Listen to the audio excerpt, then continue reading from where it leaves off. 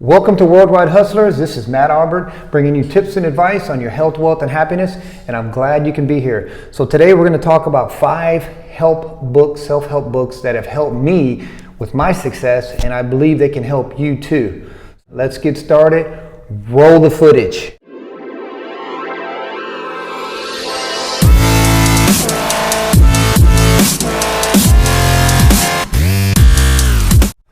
Okay, so what is it that makes people successful? So in these 5 books, we're going to talk about different things that I've learned from these books that are going to be able to help you.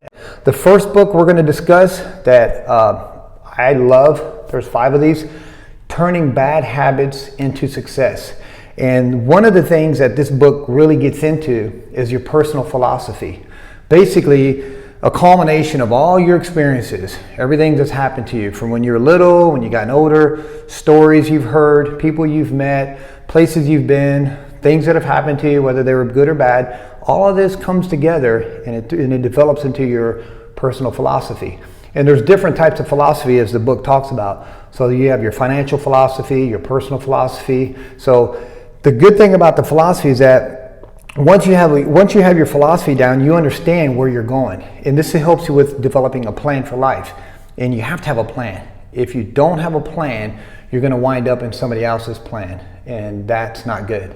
So this book here talks about the personal philosophy. It also talks about how when people, you get these victims out there, people that no matter what happens in life, it's always bad, right? I mean, they could win the lottery and they would complain about the taxes.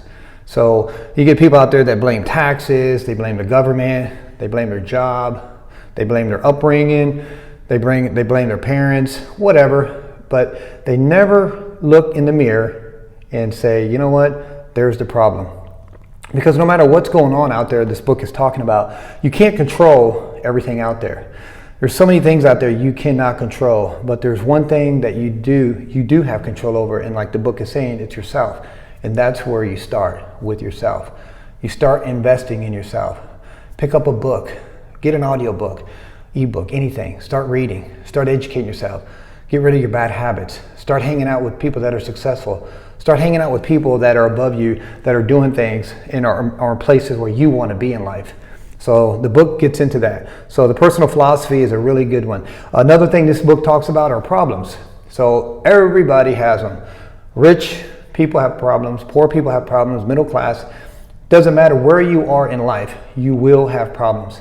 Rich people are worried about people taking their money, poor people are broke, so they're worried about not having money.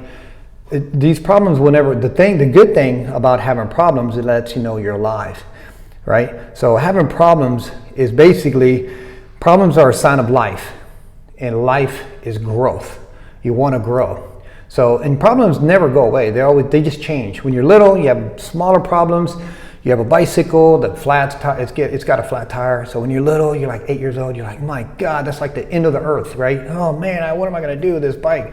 Then when you get older, it's bigger problems. You might have to replace the roof on your house. You might have to buy a new car. You might lose a job. You might have a death in the family. So your problems never go away. They just get different, and you just get good at solving them. So, and the book talks about that. And it also talks about your personal development. And in the book, what I like about this book here is it talks about a good way to basically explain personal development is through money, because everybody can count. Kids can count. We can all count. So when somebody says, well, where are you in life? How are you doing these days? And the book says, well, let's start to count. You start counting, you can find out really fast. So and they're talking about money actually, to see where you're at in life.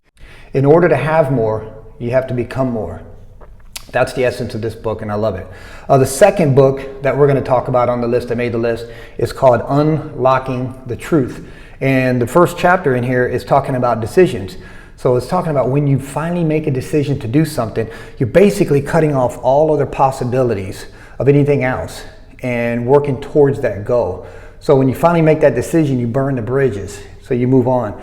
And the thing is that a lot of people, they aren't good at making decisions, whether it's a financial decisions. I've made a couple lately, a couple bad financial decisions.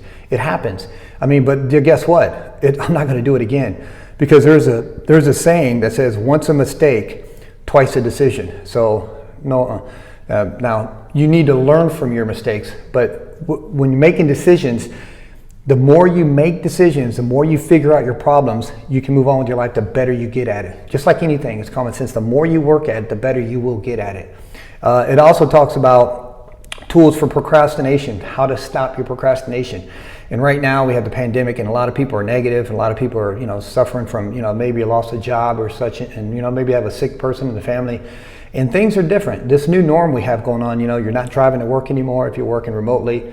And people, they're getting depressed and they're starting to procrastinate a lot. So the book is talking about procrastination. It just happens to be. So I just wanted to blend that in. I thought that was a really good thing in this book. So that one's a good one, Unlocking the Truth. The third book that I love that you need to get your hands on, Health, Fitness, and Performance. And obviously, it's talking about your fitness, right? So it talks about 70% of losing weight is through your diet.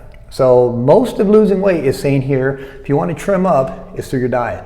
Start eating good. Start eating real food. What, does it even look like a food? If you have a bag of chips, that doesn't look like food, but I know it's good. But it doesn't look like food. Eat stuff that looks like food, right? Drink water. Do the right thing, right? Drinking 16 ounces of water increases your metabolic rate by 25% in an hour. So the more, just like in the morning when you drink water, it cranks up your metabolism. Vitamins do not work without minerals, and minerals, it says here, does not work without vitamins. I've actually seen this, to be honest with you. I've been in a store where I've heard somebody say, hey, do you have calcium? And I'm thinking, I'm waiting for the other 69 minerals to be mentioned because there's like a lot more, right? And I call it fractionated nutrition. So, if you're going to take vitamins and minerals, take vitamins and minerals. Take all your vitamins, take all your minerals, take them as a supplement. That's kind of what this is getting into. And I agree with that. It says here your brain accounts for 2% of your weight, but 20% of your energy. So the brain is talking about in this book it's like a supercomputer. Millions and millions of neurons are firing off at all times. You have all kinds of things going on. I mean, your brain never stops, and it consumes a lot of your energy. So bottom line, when they say, food for thought, they mean that. But the book gets into that, and it also talks about doing a mixture of working out. So instead of just going in there hitting the weights or doing a machine, or instead of just going in there and just kind of running a lot, you want to mix all that up. So you want to do some cardio, you want to do some body movements like body squats, pull-ups, where you just use your body like a gymnastic movement. And then also you do want to do your weights, because it says here, obviously you want to keep the muscle going, you want to keep your bone mineral density high, because we're all getting older, nobody's getting younger. So that's a good one there. And it says to work out at least, it says here 4 times a week for 30 minutes each. So me, I'm probably at 6 times a week. I do 3 on, 1 off, but that's me. But the book is really good with this. Okay, the third book that's going to help increase your success this year is The Art of Achieving Happiness. So it says here, it says 1 out of 3 Americans are unhappy. Man, we got some work to do. The average American is 25 pounds overweight, $15,000 in debt, slightly depressed, dislikes his or her job, and has less than 1 close friend. Man, we do have some work to do. That's not good. Okay, and it says here happiness boils down to, in this book, 2 things. And it mentions personal growth and accepting what you cannot change. So I like that, because those 2 go together. You can't change certain things, but you can change yourself. So you start working on yourself, which is your personal growth, which I agree there. It talks about, there's some stories on, well, then it gets into success and happiness.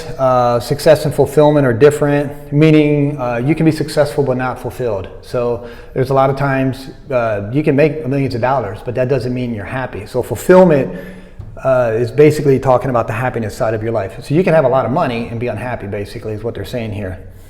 So, and then it has some stories on monkeys and fleas, and it talks about they put some fleas in a jar with the lid on, and the fleas try to get out of there, and they keep hitting the lid.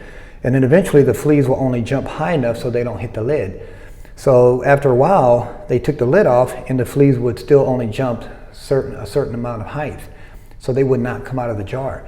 So basically these fleas were conditioned. And even after they opened the lid where the fleas could be free, they could not get out of the jar. And that was about conditioning. And then the monkeys they did an experiment with the monkeys. Now, none of the animals or bugs or whatever were hurt in all this, but the monkeys were put in this cage, and they put some bananas up there, And the first monkey would see the banana, obviously run up the tree, and as that happened, they would spray him with cold water. All the monkeys would get sprayed, even though the guy was trying to get up there to the top. And then another monkey would try to go up, and they would spray him with water. And they eventually did this with all of them. So eventually the monkeys were like, you know what? I'm not messing with the bananas. If I go for them, I get cold water. I don't want to deal with this. And then they would take one monkey and they would exchange it with a new monkey. Obviously, the new monkey would see the bananas, try to run up, they would spray them. But before that would happen, the other monkeys would grab them because they were like, hey man, you're going to get us all wet. So they would pull them down. And then eventually that monkey would start to do the same thing. And eventually all the monkeys in there were obviously exchanged out with new monkeys. And no matter what, when one would try to go get the bananas, they would all pull them down. So basically they were conditioned. And then in the end, the sad thing is that none of the monkeys knew why they were pulling each other off the tree. They just did it out of instinct, out of conditioning. And these stories about the monkeys and fleas are basically like, that's us. That's what happens to us in life, is what the book is getting at. The Art of Achieving Happiness. We get beat down so much that we just end up taking mediocrity. We become mediocre at everything we do because it's like, you know what? Instead of trying to move up in our standards and move up in life, I'm okay here because, you know what? People don't want me to be up here and successful. I'm going to stay here. I'm going to stay low key. Nobody will bother me. And that's not the way to live. And that's not the way to happiness. And that I thought was really neat. I like that part of the book. And then the last part of the book talks about the 6 human needs. So the beautiful thing on this one is I think I might do a video on this one because it talks about the 6 human needs, and everything that we do derives from these needs. So whatever we're doing, we're trying to fulfill one of these needs. But it depends on which need we prioritize. Do we prioritize this one over this one? Because if it's this one more important, then we're going to be trying to strive for this one. So it's very interesting to understand these. And the first need is called certainty. So, you're all like, people that are prioritizing certainty are wanting to make sure they get something, like your paycheck. You want to make sure every 2 weeks you get a certain amount of money. You don't want to live on commission like if you're a broker, real estate broker or something. So they want certainty. A second need is uncertainty. So now we're talking about variety. You want things to be uncertain. So maybe you go check out a baseball game, you don't know who's going to win. That's really neat. So certainty and uncertainty. The third human need is significance. All people want to be significant. The fourth is love. Right? That makes sense. Fifth is growth. You want to grow. And then the last one, number 6, is contribution. You want to be able to give. So it talks about the 6 human needs. So that's a good one there. I like that. All right. The next book on the list is Opportunity Mixed with Difficulty. And what I like about this one is 13 ways to improve your life. So it's talking about sharpening the saw. And they go from like facing your fears to exercising your willpower, how to stop living paycheck to paycheck.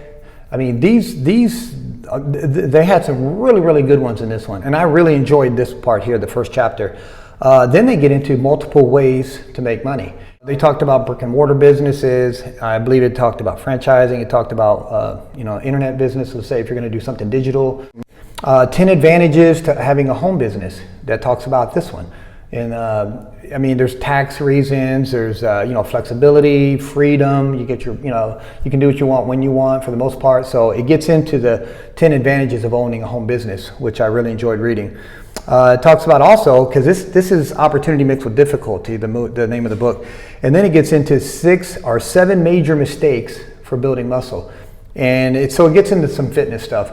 And it talks about the mistakes that people make when they want to work out, like build muscle. And I fell prone to some of these when I was coming up through the ranks when I first worked out. And I remembered that when I read the book. And then it has 6 biggest fat loss myths. So there's myths on fat loss. And one of the main ones it mentions, it was on fat reducing. Like some people think that, okay, let's say your stomach has some weight and you want to lose it, and they think, well, I'm going to go in there and I'm going to do some sit-ups. I'm going to get rid of that fat, that body fat on my stomach. Well, it doesn't work that way. I can tell you, I thought that back in the day, and it does not work that way. So it goes over some other fat loss myths, which I thought were pretty interesting. And then it also gets into why successful people are successful, and then the mistakes that they make. So these are the 5 top books to increase your success that I've read, that I've used, that have helped me, and I believe they can definitely help you too. So if you haven't yet, please hit the like button and also subscribe if you're new. And if you would, share this video with somebody. Maybe somebody else can use this video and it can help them. And by the way, these are some awesome books. And just to let you know, I wrote every one of them, believe it or not. So anyway, thank you for